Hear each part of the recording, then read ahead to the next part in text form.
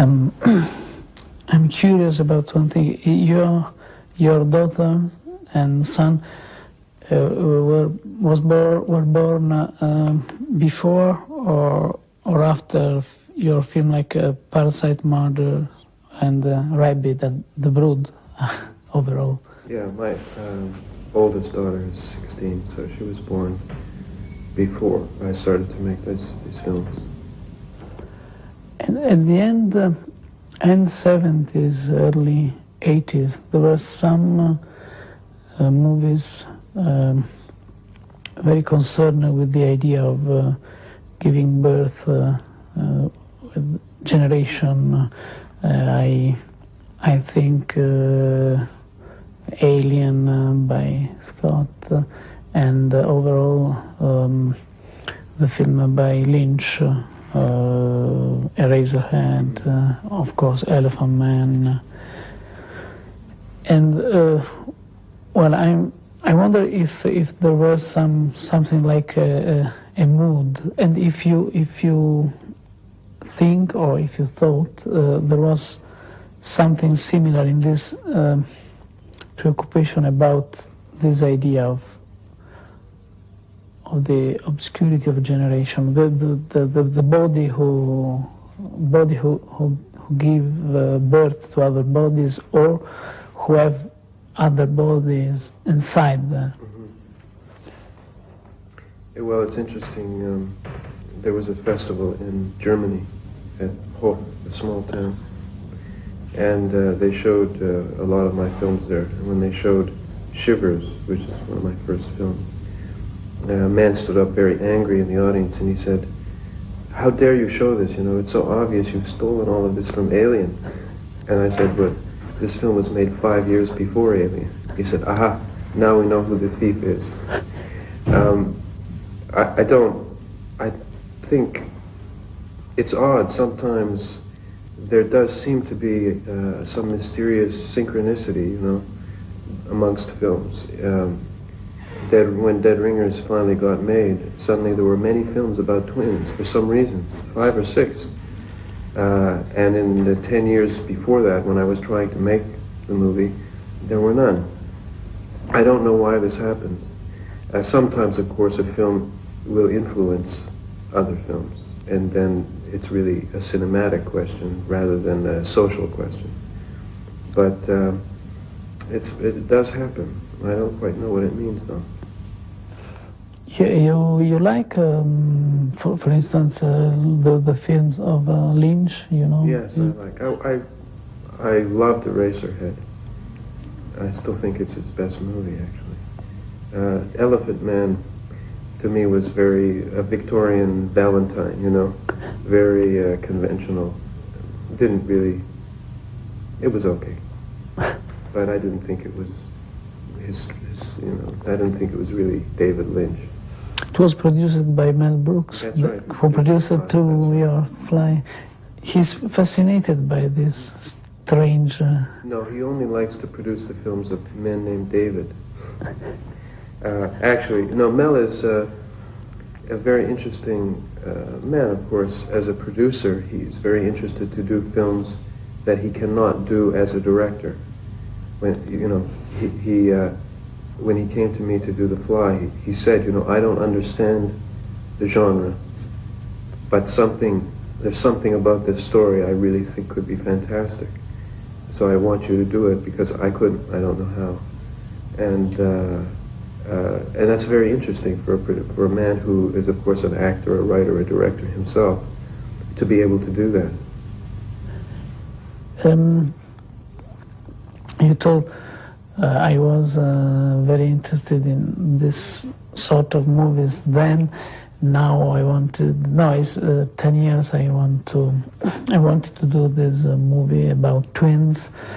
But I think in your movies this question, but also in this movie actually is very connected, these things, because at the beginning there are immediately sex, immediately the body, the composition of body, and so it's perfectly introduced, if one would say, in your work in your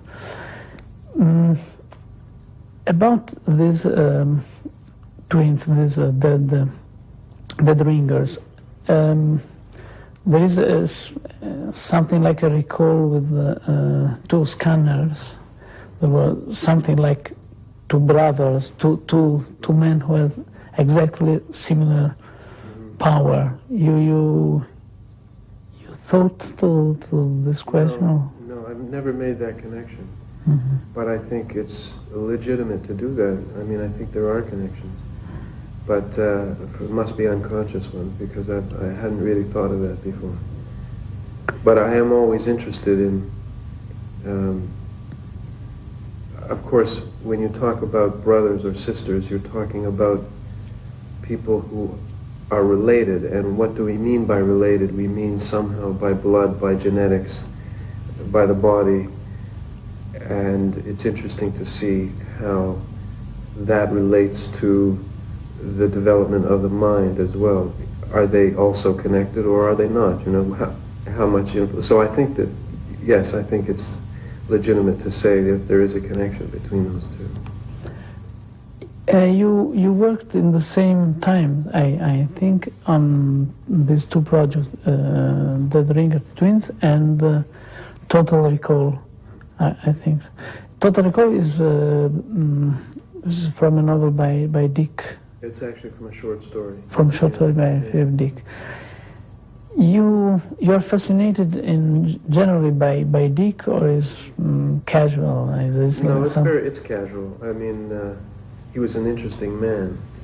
I think very strange man. Maybe very self-destructive. I'm not sure. I've read some things about him, and he's very fascinating. But I have a problem with a lot of science fiction in terms of the quality of the writing. You know, not most of the science fiction writers I read when I was very young, I cannot read now, because the writing, the ideas are interesting, but the writing itself is not very good, and I have great trouble with that. And Dick is very uneven. This short story, it's not really a good short story, but there's a wonderful idea there.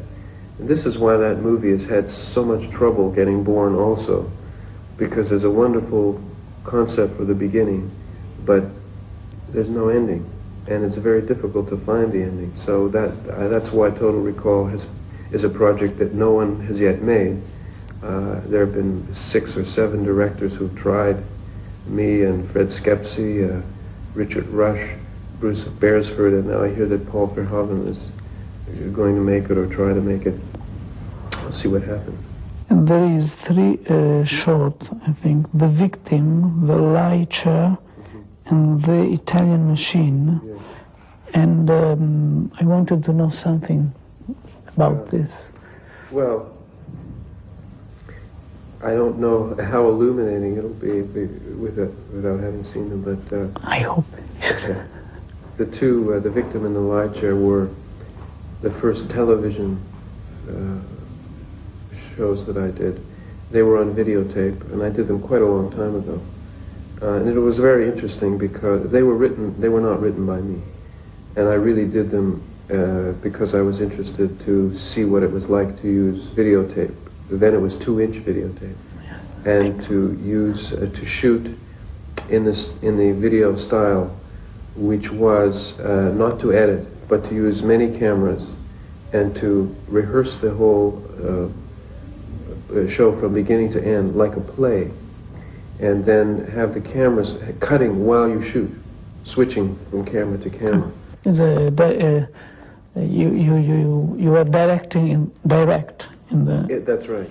Yeah, and I know that Coppola sort of tried to do that with film and video for One from the Heart, but I don't know why, because it's not very precise, and you are very distant from your actors because you are up in the machine talking over a microphone, and it's somewhat frustrating because you can't be close to what's going on, and you don't have the precision, you don't have the chance to do things many times and then to edit.